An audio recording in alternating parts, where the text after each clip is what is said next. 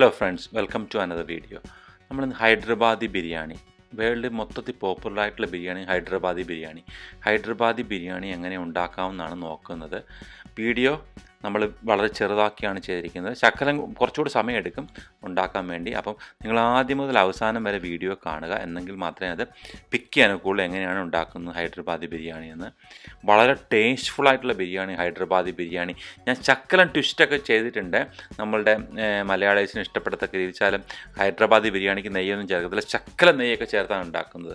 അപ്പോൾ മസാലകളൊന്നും ചേർക്കുന്നില്ല. നമ്മൾ അതിന് വേണ്ടി ആദ്യം കുറച്ച് പച്ചമുളക്, മല്ലിയില, മിൻറ്റ് ലീവ്സ് എടുത്തു വച്ചിട്ടുണ്ട്.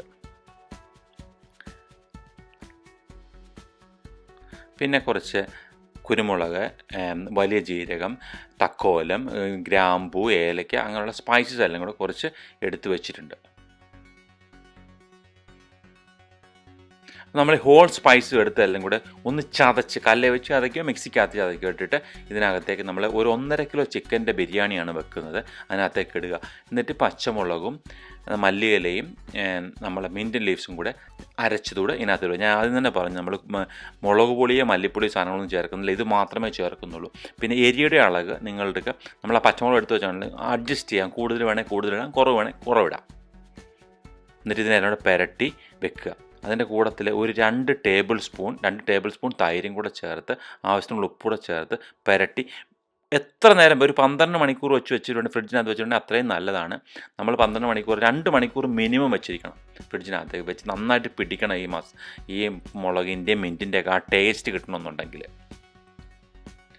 പിന്നെ ഇതിനകത്തുള്ള ഒരു പ്രത്യേകിച്ചുള്ള വ്യത്യാസം എന്ന് വെച്ചാൽ, നമ്മുടെ നാട്ടിൽ നമ്മൾ ഉപയോഗിക്കുന്ന ബിരിയാണി, കോഴിക്കോടൻ ബിരിയാണി ഉണ്ടാക്കുകയാണെങ്കിൽ സവാള വഴറ്റുകയല്ല ചെയ്യുന്നത്. ഇതിനകത്ത് സവാള വറുത്താണ് ഉപയോഗിക്കുന്നത്. പെട്ടെന്ന് വഴലാൻ വേണ്ടി ഞാനൊരു 4 സവാളയുടെ ചെറുതായിട്ട് അരിഞ്ഞിട്ടുണ്ട്. അതിന് ശകലം ഉപ്പൂടെ ഒഴിച്ച് പിഴിഞ്ഞ് വെച്ചിട്ടുണ്ട്. എന്നിട്ട് അതിന് നന്നായിട്ട് ഡീപ്പ് ഫ്രൈ ചെയ്തെടുക്കുക ചെയ്യുന്നത്. നന്നായിട്ട് ഒരു മീഡിയം ഫ്ലെയിമിലിട്ട് ഡീപ്പ് ഫ്രൈ ചെയ്തെടുക്കുക. നല്ല ക്രിസ്പിയാവും. നമ്മൾ ഉപ്പേരിയൊക്കെ അല്ലേ പൊടിയുന്നുണ്ട്, നമ്മളെന്താ ചിപ്സ് പൊടിയുന്നുണ്ട്, നന്നായിട്ട് കയ്യിൽ വെച്ച് നമ്മൾ പൊടിച്ച് നോക്കിയാൽ നന്നായിട്ട് പൊടിയുന്ന പരുവം വരെ അതിനെ നമ്മൾ വറുത്തെടുക്കുക.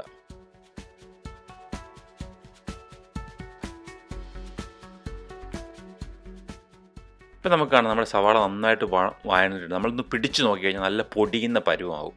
നമ്മൾ ഈ ചിപ്സൊക്കെ വറുത്ത് കോരുന്ന ആ പരുവത്തിൽ വരെ വറുത്ത് അതിന് കോരിയെടുക്കണം. അതിനുശേഷം ഒരു പാനിലേക്ക് കുറച്ച് വെളിച്ചെണ്ണ ഒഴിച്ചിട്ട് ശകലം കടുക് പൊട്ടിക്കുക. നിങ്ങൾക്ക് ഈ നെയ്യാണ് ബിരിയാണിക്ക് ടേസ്റ്റ് കൂടുതൽ കിട്ടും. നെയ്യ് വേണമെങ്കിൽ നെയ്യ് ഉപയോഗിക്കാം, പക്ഷേ അത് ഹെൽത്ത് കോൺഷ്യസ് വെക്കുകയാണെങ്കിൽ വെളിച്ചെണ്ണയാണ് നല്ലത്. അതിനകത്തേക്ക് കുറച്ച് ഇഞ്ചിയും വെളുത്തുള്ളിയും ഇട്ടിട്ട് അതിനെ നന്നായിട്ട് ഇതാക്കിയെടുക്കുക, ഉണക്കിയെടുക്കുക. നന്നായിട്ട് വഴറ്റിയെടുക്കുക. നല്ല അതിൻ്റെ കളറ് മാറി ആ പച്ചമണം മാറുന്നവരെ നന്നായിട്ട് ചൂടാക്കിയെടുക്കുക.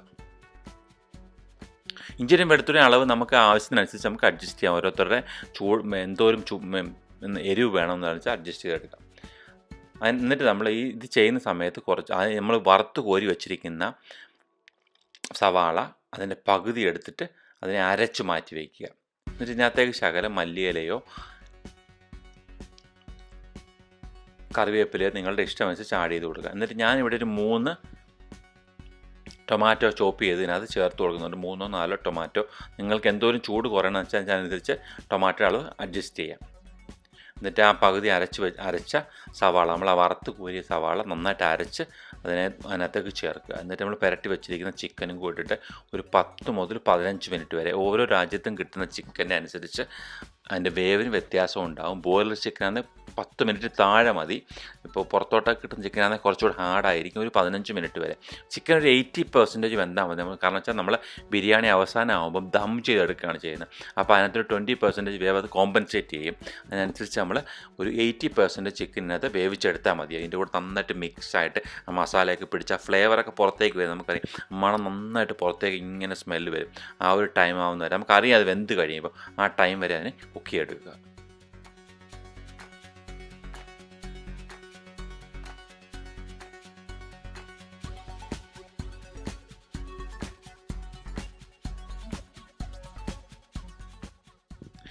ഇപ്പം നമുക്ക് കാണാം നമ്മുടെ ചിക്കൻ നന്നായിട്ട് വെന്തിട്ടുണ്ട്. അപ്പോൾ അതിനകത്തേക്ക് നമ്മൾ എടുത്ത് മാറ്റി വെച്ചിരിക്കുന്ന പകുതി ഓണിയനല്ലേ നമ്മൾ ഫ്രൈ ചെയ്തത്, 4 ഓണിയൻ പകുതി അതുകൂടി ഇട്ടിട്ട് നന്നായിട്ടൊന്ന് ഇളക്കി പുരട്ടിയെടുത്ത് മാറ്റി വയ്ക്കുക. അപ്പോൾ ഞങ്ങളുടെ ചിക്കൻ റെഡിയായിട്ടുണ്ട്, ഗ്രേവി റെഡി ആയിട്ടുണ്ട്. അതിനുശേഷം ഒരു പാത്രത്തിനകത്തേക്ക് ശകലം നെയ്യിട്ടിട്ട് ഹോൾ സ്പൈസസ്, നിങ്ങൾക്ക് എന്തൊക്കെ സ്പൈസസ് ആണ് വേണ്ടുന്നത്. ഞാനിവിടെ കുറച്ച് ബേ ലീവ്സും ഗ്രാമ്പൂവും ഏലക്കായും പട്ടയൊക്കെ ഉപയോഗിക്കുന്നത്. നിങ്ങളുടെ ഇഷ്ടമനുസരിച്ചുള്ള സ്പൈസസ് ഇട്ട് അതൊന്ന് ചൂടാക്കിയതിന് ശേഷം ഞാൻ എത്ര ചിക്കനാണോ എടുക്കുന്നത് അതിന് തുല്യം അരിയാണ് എടുക്കുന്നത്. അത് നിങ്ങൾക്ക് ഇഷ്ടം. കുറച്ച് കൂടുതൽ അരി എടുക്കണമെന്നുണ്ടെങ്കിൽ കൂടുതൽ അരി എടുത്തിട്ട് എടുക്കാം. അപ്പോൾ ചോറ് കുറച്ച് കൂടുതൽ വേണമെന്നുണ്ടെങ്കിൽ അങ്ങനെ എടുത്തതിന് ശേഷം കഴുകി വാരി ചോറ് ഇട്ട് അതിനകത്ത് നന്നായിട്ട് വഴറ്റി അതിൻ്റെ പുറമൊന്ന് ബ്രൗൺ ആകുന്നവരെ വഴറ്റിയെടുക്കണം ആ അരിയുടേത്. നമ്മൾ കഴുകി വാരി അരി എന്നാൽ വെള്ളമെല്ലാം വരിഞ്ഞിട്ട് നല്ല ബ്രൗൺ ആകുന്നവരെ അതിനെ ഒന്ന് ചൂടാക്കിയെടുക്കുക. ഹോൾ സ്പൈസസ് നിങ്ങൾക്ക് ഇഷ്ടമുള്ളത്. കുരുമുളക് കുട്ടികളുള്ളതെന്ന് കുരുമുളക് ഇടേണ്ട കാര്യമില്ല. പക്ഷേ കുരുമുളകൊക്കെ അതിനകത്ത് കിടന്നു കഴിഞ്ഞാൽ നമ്മൾ പ്രായമുള്ളവർ മാത്രം കഴിക്കുന്നതെങ്കിൽ നല്ല ടേസ്റ്റ്ഫുൾ ആയിരിക്കും.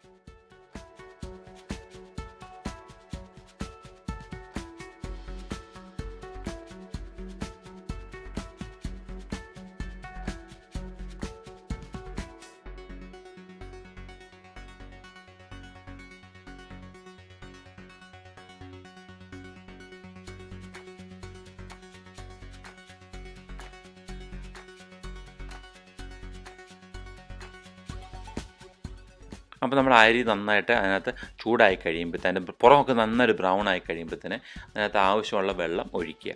ഞാനാണെങ്കിൽ ചിലർ പറ്റിച്ചെടുക്കുന്നവർ അതിനനുസരിച്ചുള്ള വെള്ളം ഒഴിച്ചാൽ മതി. ഞാനാണെങ്കിൽ വെള്ളം ഊറ്റിക്കളയാണ് ചെയ്യുന്നത്. എനിക്ക് ആ ചോറ് പറ്റിച്ചെടുത്ത് കഴിയുമ്പോൾ ആ പശപ്പ് ഇഷ്ടമുള്ള, എസ്പെഷ്യലി ബിരിയാണിക്ക് ആ പശപ്പ് വരുന്നത് ഇഷ്ടമല്ല. അതുകൊണ്ട് ഞാൻ അത് ഊറ്റിക്കളയാണ് ചെയ്യുന്നത്. ചിലരാണെങ്കിൽ ചോറ് പറ്റിച്ചെടുക്കും.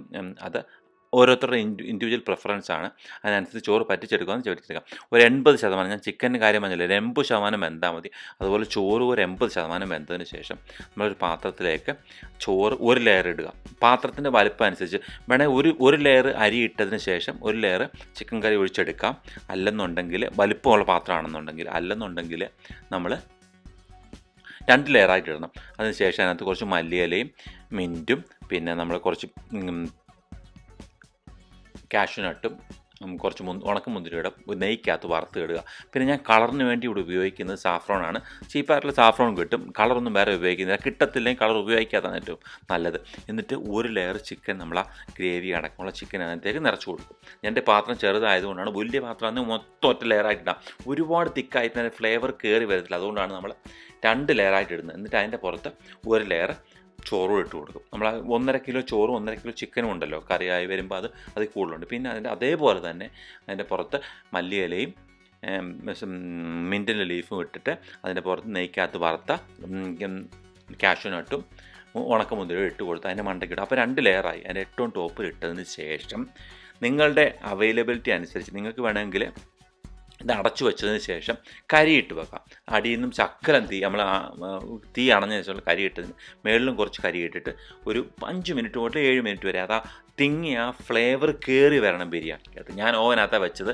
എനിക്കിവിടെ പുറത്ത് തീയിടാനുള്ള സൗകര്യം ഇല്ലാത്തതുകൊണ്ട് ഞാൻ ഓവനകത്താണ് വെച്ചത്. ഒരു 150 ഓവനകത്ത് വെക്കുന്ന ഒരു 180 to 190 ഡിഗ്രി സെൽഷ്യസിൽ വെച്ചിട്ട് ഒരു 5 മുതൽ 7 മിനിറ്റ് വരെ ആ മണം വരുമ്പോൾ നമുക്ക് അറിയാം. നല്ലതായിട്ട് ക്ലോസ് ചെയ്തിരിക്കുക. അപ്പം നിങ്ങളെൻ്റെ ചാനൽ ആദ്യമായിട്ടാണ് കാണുന്നതെങ്കിൽ ലൈക്ക് ചെയ്യുകയും സബ്സ്ക്രൈബ് ചെയ്യും, സപ്പോർട്ട് ചെയ്യുക. Thank you for watching. Thank you very much.